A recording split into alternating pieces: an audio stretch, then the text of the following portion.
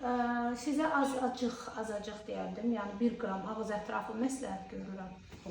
Yox, dolğudur bu, bəli. Bir də baxın, siz mənimlə belə danışdınız, burada belə düşməniz var, yanaqlarınız düşübdür. Yanaqdan yorğun yanağı götürərdik, qəşəng.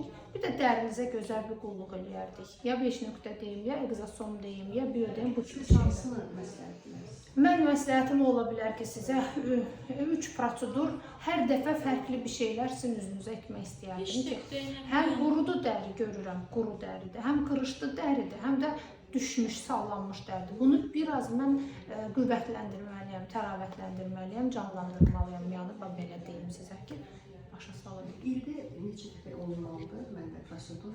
İldə söhbəti deyil, 3 dəfə görüşəcəyik. 3 dəfə görüşəcəyik. Bəli. İldə 3 dəfə.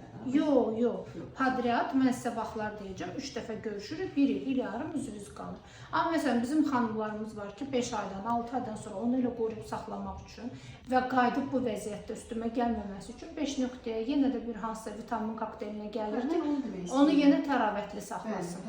5 aydan bir. 5-6 aydan bir gəlirlər xanımlarımız. Biyo ilə 5 nöqtənin fərqi nədir? Biyo ilə 5 nöqtə eynidir. Sadəcə olaraq 5.5 bağa vurulur, lifting effekti verir. Kim ki dolğu sevmir, kim ki həcm sevmir, biyo isə bütün üzə. Başqa? Siz indi hansını mənə məsləhət verə bilərsiniz? Mən saydıqlarım var, onu bugün də hamısını eləyib sizi göndərə bilərəm, etap-etap da eləyə bilərəm.